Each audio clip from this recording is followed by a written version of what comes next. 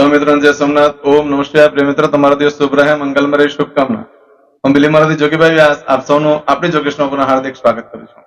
મિત્રો, આજરોજ જોઈશું આજનું શુભ પંચાંગ. આજથી વૈશાખ મહિનો શરૂ થાય છે. વૈશાખ મહિનાના દરેક પર્વની બધાને ઘણી ઘણી શુભકામના. આ વૈશાખ માસની અંદર સૌથી વધારે પ્રતિષ્ઠાઓ થઈ હોય છે. દરેક મંદિરોની પ્રતિષ્ઠાનો ઉત્સવ ઉજવાતો હોય છે. તો જ્યાં જ્યાં પ્રતિષ્ઠા તમારા ગામમાં મંદિરની થઈ હોય ત્યાં ત્યાં તે દિવસે જવું જોઈએ. ભગવાનનું ત્યાં આગળ આહ્વાન થતું હોય છે. ભગવાનની યજ્ઞ યાગાદીમાં ભાગ લેવો જોઈએ. ત્યાં સેવા વગેરે કાર્ય કરવા જોઈએ. આખું વર્ષ બધાનું ખૂબ સુંદર રીતે વ્યતીત થશે. વૈશાખ મહિનો લગ્ન માટે પણ ઉત્તમ મહિનો ગણવામાં આવતો હોય છે, પણ આ વર્ષે લગ્ન નથી, પરંતુ આ વર્ષે ઘણા બધાની મેરેજ એનિવર્સરી આખા મહિના દરમિયાન રહેશે. તો એક શુભ દિવસ, શુભ મહિનો આજનો પ્રારંભ થઈ રહ્યો છે. બધાના જીવનમાં આખો મહિનો ખૂબ સુંદર રીતે વ્યતીત થાય અને ખૂબ સારા સારા કાર્યો થાય એવી સોમનાથ દાદાને પ્રાર્થના કરું છું. ફરી પાછા વૈશાખ માસની બધાને ઘણી ઘણી શુભકામના. આજે જોઈશું આજનો શુભ પંચાંગ. આજે તારીખ છે 9/5/2024 ને ગુરુવાર, વૈશાખ સુદ એકમ તિથિ છે. આજે ચંદ્ર દર્શન છે. આજે બીજનો ક્ષય છે. ક્ષય બીજના દર્શન ન કરવા જોઈએ. આજના દિવસે કોઈ પણ કાર્યનો આરંભ પણ ન કરવો જોઈએ. જે દિવસે બીજનો ક્ષય હોય તે દિવસે કરવાથી કાર્ય સિદ્ધ થતો નથી, કાર્યનો નાશ થતો હોય છે. આજે જે બાળકનો જન્મ થાય છે ને તિથિ ગણાય છે એકમ. એકમ તિથિ આજે સવારે 6:22 પૂર્ણ થઈ જાય, ત્યાર પછી જે બાળકનો જન્મ થાય ને બીજ તિથિ ગણાશે. આજે જે બાળકનો જન્મ થાય છે નક્ષત્ર ગણાય છે કૃતિકા. કૃતિકા નક્ષત્ર આજે સવારે 11:56 પૂર્ણ થઈ જાય. આ કૃતિકા નક્ષત્રમાં જેનો જન્મ હોય તેની ચોક્કસ પ્રાણ પૂજા વિધિ કરી લેવી જોઈએ. કૃતિકા નક્ષત્રમાં જન્મનાર બાળકને હંમેશા અગ્નિથી ભય રહેતો હોય છે. એના શરીરમાં પણ અગ્નિ ગરમી વધી જતી હોય છે. પરંતુ આજે 11:56 પછી જે બાળકનો જન્મ થાય એનું નક્ષત્ર ગણાય છે રોહિણી. આ રોહિણી નક્ષત્ર ઘણું શુભ માનવામાં આવે છે. આજે જે બાળકનો જન્મ થાય છે યોગ ગણાય છે શોભાન. શોભાનો યોગ આજે બપોરે 2:42 પૂર્ણ થઈ જાય છે અને ત્યાર પછી જે બાળકનો જન્મ થાય એનો અતિગંડ યોગ ગણાશે. આજે જે બાળકનો જન્મ થાય છે એનું કરણ ગણાય છે ભવ. આ ભવકરણ આજે સવારે 6:22 પૂર્ણ થઈ જાય. આજે સવારે 6:22 પછી જે બાળકનો જન્મ થાય એનું બાલકરણ ગણાશે. આજે જે બાળકનો જન્મ થાય છે એની રાશિ ગણાય છે વૃષભ. વૃષભ રાશિની અંદર અક્ષર આવે છે બ, વ, ઉ. વૃષભ રાશિનો સ્વામી શુક્ર છે. આજે આખા દિવસમાં કોઈ પણ બાળકનો જન્મ થાય કોઈ પણ સમયે એ બધાની રાશિ વૃષભ ગણાશે. આ વૃષભ રાશિ 10 તારીખે રાત્રે 10:57 પૂર્ણ થાય છે. એટલે ત્યાં સુધી જે બાળકોનો જન્મ થશે બધાની રાશિ વૃષભ ગણાશે. આ રાશિ તિથિ વાર નક્ષત્ર યોગ કરણમાં જેનો જન્મ હોય એને ચોક્કસ પ્રમાણે પૂજા વિધિ કરી લેવી જોઈએ. આપણી જોગેશ ચેનલ પર જઈ તમે પ્લેલિસ્ટમાં જઈ બધા નક્ષત્ર તિથિ વારનું શું ફળ છે, તમારા જન્મ નક્ષત્ર તિથિ વારનું શું ફળ છે તમે જોઈ શકો છો. અને બને ત્યાં સુધી પંચાંગ કર્મ કહેવાય એ કર્મ કરી લેવું જોઈએ, તો જીવનમાં સારી સફળતા પ્રાપ્ત કરી શકશો.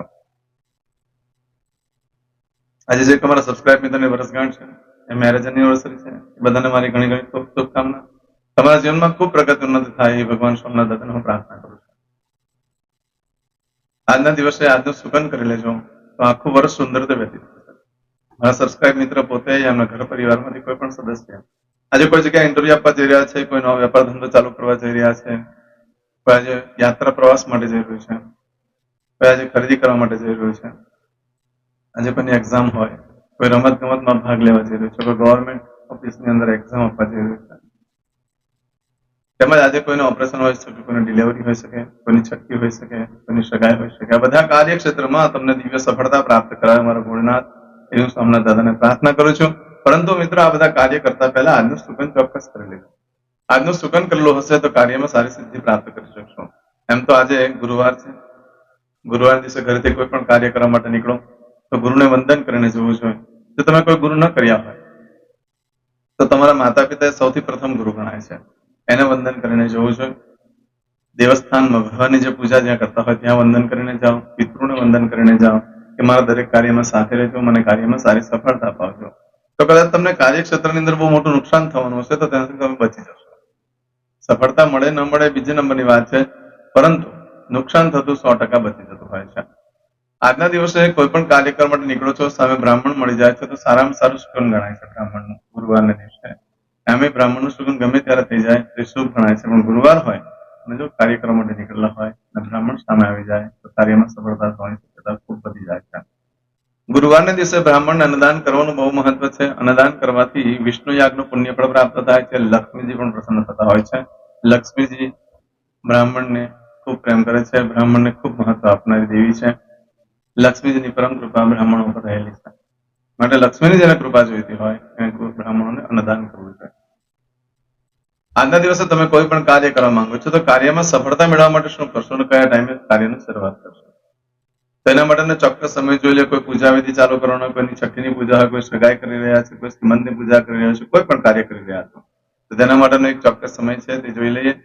સવારે 6 થી સવારે 7:30 વાગ્યા સુધીનો સમય શુભ રહેશે. તેમજ સવારે 10:30 થી બપોરે 3 વાગ્યા સુધીનો સમય શુભ રહેશે અને સાંજે 6 થી રાત્રે 9 વાગ્યા સુધીનો સમય શુભ રહેશે. તેમજ રાત્રે 12 થી બીજે દિવસે મળસ્કે 1:30 સુધીનો સમય શુભ રહેશે અને બીજે દિવસે 3 વાગ્યાથી સવારે 6 વાગ્યા સુધીનો સમય શુભ રહેશે. આ સમયગાળા દરમિયાન તમે કોઈ કાર્ય કરો છો તો કાર્યમાં સારી સફળતા મેળવી શકશો. આજના દિવસે તમારી કોઈ વસ્તુ ચોરાઈ જાય, ખોવાઈ જાય છે તો 7 દિવસમાં મળે, બાકી મળવાની શક્યતા બિલકુલ ઓછી છે. આજના દિવસનો ફળ તો બધું ઘણું છે, પરંતુ આજે બને ત્યાં સુધી નવા વસ્ત્ર પણ ધારણ ન કરશો. દજી જવાનો અગ્નિથી ભય રહેશે. એમ આજે ક્ષય દિવસ હોવાથી એને વિશેષમાં કંઈ કહેતો નથી. આજે કોઈ પણ કાર્યનો આરંભ ન કરશો, ન કોઈ ખરીદી કરશો. આજે કરશો આજનો સંકલ્પ. ચમચીમાં પાણી લઈ લો. અદ્યતને માસનમ માસોત્તમ બ્રહ્મ પવિત્ર વૈશાખ માસે શુભે શુક્લ પક્ષે પ્રતિપદયામ અંતર્ગત દ્વિતીયાયામ બૃહસ્પતિવાસરણ વિત્તાયામ. દરેક જણાએ પોતાનું ગોત્ર બોલવાનું છે. ગોત્ર ખબર નહીં હોય તો કાશ્યપ ગોત્ર બોલવાનું છે. હવે દરેક જણા બોલવાનું ઉત્પન્નેન, પછી તમારું નામ બોલી જાઓ. હવે બોલો મમ આત્મન શ્રુતિ સ્મૃતિ પુરાણોક્ત પુણ્ય ફલ પ્રાપ્તિ અર્થમ ઐશ્વર્યાદિ અભિવૃદ્ધિ અર્થમ અપ્રાપ્ત લક્ષ્મી પ્રાપ્તિ અર્થમ પ્રાપ્ત લક્ષ્મ્યાહ ચિરકાલ ક્ષૌ રક્ષણાર્થ સકલ મન ઇપ્સિત કામના. હવે તમારા મનમાં જે કઈ ઈચ્છા હોય તે બોલી જાઓ.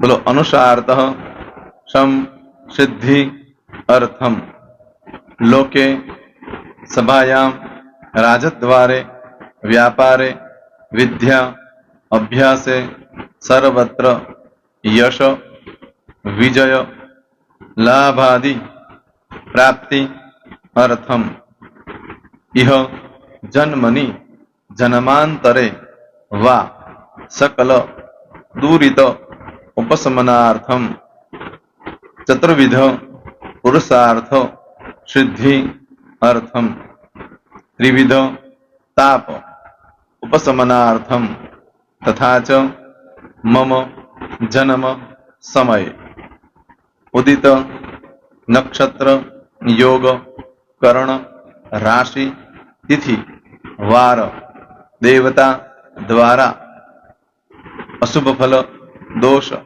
નિવૃત્તિ અર્થમ શુભ ફલ પ્રાપ્તિ અર્થમ જન્મ સમય જન્મ કુંડલી મધ્યે દ્વાદશ ભાવ મધ્યે સ્થિત આદિત્યાદિ નવગ્રહ દેવતા દ્વારા યોગ મધ્યે દ્રષ્ટિ મધ્યે મહાદશા અંતરદશા પ્રત્યંતરદશા મધ્યે શુભ ફલ પ્રાપ્તિ અર્થમ અશુભ ફલ દોષ નિવૃત્તિ અર્થમ આદિત્યાદિ નવગ્રહ દેવતા અનુકૂલતા સિદ્ધિ અર્થમ દશ દિગપાલ દેવતા પ્રસન્નાર્થમ ભૂત પ્રેત પિશાચાદિ દ્વારા રચિત દોષ ભય રોગ નિવૃત્તિ અર્થમ તથા ચ મમ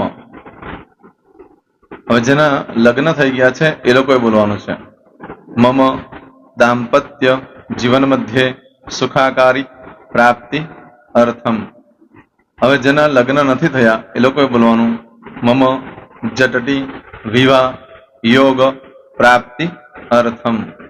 હવે જે લોકોને સંતાન પ્રાપ્તિની પૂજા આપી છે એ લોકોએ બોલવાનું છે મમ જટટી દીર્ઘ આયુ આરોગ્ય ઐશ્વર્યાદિ સમન્વિત પુત્ર પૌત્રાદિ સંતતિ સુખ પ્રાપ્તિ અર્થમ.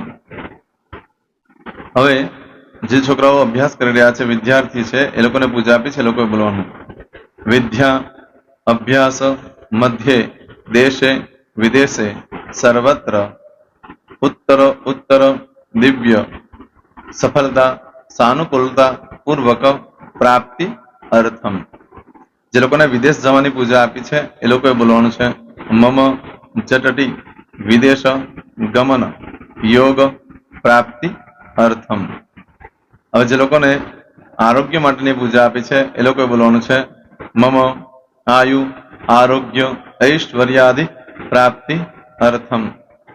જે લોકોને બરકત માટેની પૂજા આપેલી છે એ લોકોએ પણ બોલવાનું છે, બધાએ જ બોલવાનું છે મમ ગૃહે શુભલક્ષ્મી મહાલક્ષ્મી પ્રીતિ પ્રાપ્તિ અર્થમ વ્યાપાર વ્યવસાય મધ્યે દેશે વિદેશે સર્વત્ર ઉત્તર ઉત્તર પ્રગતિ ઉન્નતિ પ્રાપ્તિ અર્થમ. હવે દરેક જણાએ બોલવાનું મમ ભય રોગ શત્રુ બાધા મારણ તારણ મંત્ર તંત્ર અરિષ્ટ દોષ પીડા નિવૃત્તિ અર્થમ. હવે તમે જે ભગવાનની પૂજા કરી રહ્યા છો એ બોલો, એ લોકો ભગવાનનું નામ બોલી દો દરેક જણા.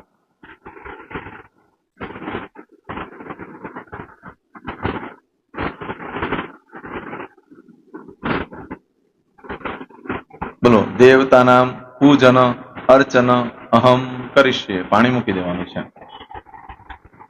હવે જ્યારે પૂજા પતી જાય એટલે છેલ્લે પાછું ચમચીમાં પાણી લેવાનું અને બોલવાનું છે વિષ્ણવે વિષ્ણવે વિષ્ણવે નમો નમઃ. વિષ્ણુ સ્મરણાત સર્વમ પરિપૂર્ણમસ્તુ. એતાની ગંધ પુષ્પ ધૂપ દીપ નૈવેદ્ય તામ્ર દક્ષિણ વક્ષણ સહિત બોલો મમ સકલ મન કામના સિદ્ધિ અર્થમ પૂજન અર્ચન. જે ભગવાનની પૂજા કરી હોય તે દેવનું નામ બોલી દો. બોલો દેવતાનામ ચરણ કમલે અર્પણમસ્તુ. પાણી મૂકી દો. ફરી પાછું પાણી લેવાનું. પૂજન અર્ચન તત્સત બ્રહ્માર્પણમસ્તુ. નીચે જમીન પર પાણી મૂકી દો. એમાં આંગળી કસી કપડામાં તિલક કરી દો. બે હાથ જોડી ભગવાનને વંદન કરવાના. કહેવાનું કે હે પ્રભુ, મારાથી મારા પૂર્વજોથી મારા પરિવારજનોથી ગયા જન્મમાં આ જન્મમાં જે કાંઈ પાપ કર્મ થયા છે એ બધા પાપ કર્મથી અમને મુક્ત કરો. અમે તમારા બાળક છીએ. હે પ્રભુ, અમે તમારો ખૂબ આભાર માનીએ. આજે અમારી પાસે તમારી પૂજા કરાવી. આ પૂજામાં જાણતા અજાણતા કંઈ ક્ષતિ થઈ હોય તો અમને બ્રાહ્મણોને ક્ષમા કરજો. નમસ્કારાન સમર્પયામિ. આહ્વાનમ ન જાનામિ ન જાનતો પૂજાક્ષર મંત્રહેમ ક્રિયાન ભક્તિમ સરસ્વય પૂજન કંગતમ બામ ગોદાત્રમ ચાગ્ન સંધિ પુણ્ય દર્શના ધન્ય હો દર્શનાર્થમ. હવે ઉભા થઈ જવાનું. શ્રીનારાયણ ભગવાનને પાણી ચડાવી દેવાનું. તમારો દિવસ શુભ રહે. તમે અને તમારો પરિવાર સુખી રહે, સંપન્ન રહે, સુરક્ષિત રહે એ ભગવાન સોમનાથ દાદાને પ્રાર્થના. તો મિત્રો, તમે મારા વિડીયોને લાઈક ના આપી હોય તો સૌથી પહેલા લાઈક આપી દો. અને ત્યાર પછી જો તમે મારી આ ચેનલ સબસ્ક્રાઇબ ન કરી હોય તો સૌથી પહેલા સબસ્ક્રાઇબ કરી લો અને બેલ આઇકોન ઓલ પર ક્લિક કરવાનું ભૂલશો નહીં, જેથી કરીને સૌથી પહેલા નવી વિડીયો જે કંઈ મૂકું એ તમને મળે. મિત્રો, કંઈ પણ મૂંઝવણ હોય તો મને આ નંબર પર તમે ફોન કરીને પૂછી શકો છો. મારો મોબાઈલ નંબર છે 9825546459. મિત્રો, કોમેન્ટ્સમાં જય સોમનાથ લખવાનું ભૂલશો નહીં. ફરી પાછા નવા વિડીયો સાથે મળીએ. ત્યાં સુધી સૌને જય સોમનાથ.